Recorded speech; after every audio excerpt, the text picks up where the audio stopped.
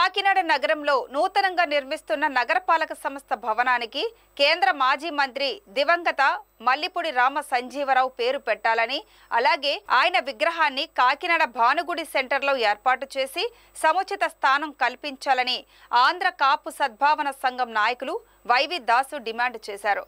Kakinada NFCL రోడ్లో ఉన్న శుభం కాపు కళ్యాణ మండపంలో ఆంధ్ర కాపు సద్భావన సంఘ సర్వసభ్య సమావేశం జరిగింది. ఈ సందర్భంగా రాష్ట్ర అధ్యక్షుడు వాసిరెడ్డి యేసుదాసు మాట్లాడుతూ మల్లిపూడి కుటుంబానికి 3 తరాలుగా కాకినాడ అభివృద్ధిలో భాగం ఉందని, అందువల్ల ఆయనకు సముచిత స్థానం కల్పించి గౌరవం ఇవ్వాలని కోరారు. కాకినాడ నగరంలోని 45 డివిజన్లో కాపు సామాజిక వర్గం అధికంగా ఉందని త్వరలోనే కమిటీలు నియమించనున్నట్లు చెప్పారు. ఇంకా వన సమారాధన నిర్వహణ, విద్యార్థులకు ఉపకార వేతనాలు పంపిణీపై చర్చించినట్లు తెలిపారు. అలాగే రాష్ట్రంలో 23 మంది ఎమ్మెల్యేలు, 2 ఎంపీలు తమ సామాజిక వర్గానికి చెందిన వారు ఉన్నారని, వారిని తీసుకువచ్చి సద్భావన సంఘం తరపున సన్మానిస్తామని చెప్పారు. ఈ కార్యక్రమంలో కాపు సద్భావన సంఘం గౌరవ అధ్యక్షుడు బస్వ ప్రభాకర్ రావు, నాయకులు చిట్నేడి శ్రీనివాస్, అడప ప్రకాష్ నాయుడు తదితరులు పాల్గొన్నారు. మల్లిపూడి శ్రీరామ సంజీవరావు గారి విగ్రహాన్ని, కాంచి విగ్రహాన్ని భానుగుడి దగ్గర చార్మినార్ టీ ఎదుర్కొంటా పెట్టాలని ఏకగ్రహంగా తీర్మానం చేయడం జరిగింది. అదేవిధంగా మున్సిపల్ ఆఫీస్ లో ఏదైతే కార్పొరేషన్ బిల్డింగ్ కడుతున్నారో బిల్డింగ్ కి శ్రీరామ సంజీవరావు గారి పేరు పెట్టాలని 2 కూడా తీర్మానం చేయడం జరిగిందని చెప్పి సందర్భంగా తెలియజేస్తా ఉన్నాం.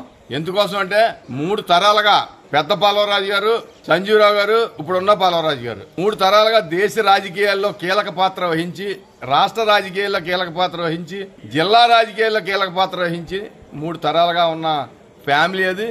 ఇందిరాగాంధీ తోటి, రాజీవ్ గాంధీ తోటి, సోనియా గాంధీ తోటి, రాహుల్ గాంధీ తోటి కూడా ఆ కుటుంబంతో, ఆ జాతీయ పార్టీ తోటి కూడా అనేక సంబంధాలు ఉండి ఈ ప్రాంతాన్ని, రాష్ట్రాన్ని, దేశాన్ని ఒక ఉన్నత స్థాయికి తీసుకెళ్లి వాళ్ళ మెమరీ పవర్ అవ్వచ్చు, వాళ్ళ తెలివితేటలు అవ్వచ్చు, వాళ్ళ విజన్ తోటి అవ్వచ్చు, ఈ రాష్ట్రానికి, దేశానికి ఎన్నో సేవలు చేసిన కుటుంబం గనక తప్పకుండా కాకినాడ శాసనసభ్యులు కొండబాబు గారు, రూరల్ శాసనసభ్యులు నానాజీ గారు, అదే ఇప్పుడున్న ఎంపీ గారు ఉదయ్ శ్రీనివాస్ గారు కూడా ఆదేశాలు ఇచ్చి కలెక్టర్ గారికి, కమిషనర్ గారికి, అటేపు పల్లవరాజు గారు, పెద్ద పల్లవరాజు గారు, ఇటేపు దండి భాస్కర్ గారు బొమ్మ ఉంది సెంటర్ లో సర్కిల్లో పెట్టాలని ఏకగ్రహంగా తీర్మానం చేయడం జరిగిందని చెప్పి సందర్భంగా తెలియజేస్తూ, ఈ రోజు ఈ కూటమి ప్రభుత్వం రావడానికి కాపు, తెలగ, బలిజ, ఒంటరి కులాలు ఏ పక్క ఉంటేనే ఆ పక్కే రాష్ట్రంలో గెలుపును సాధిస్తా ఉంది. ఎప్పటి నుంచో చూసుకుంటా వస్తా ఉన్నాం.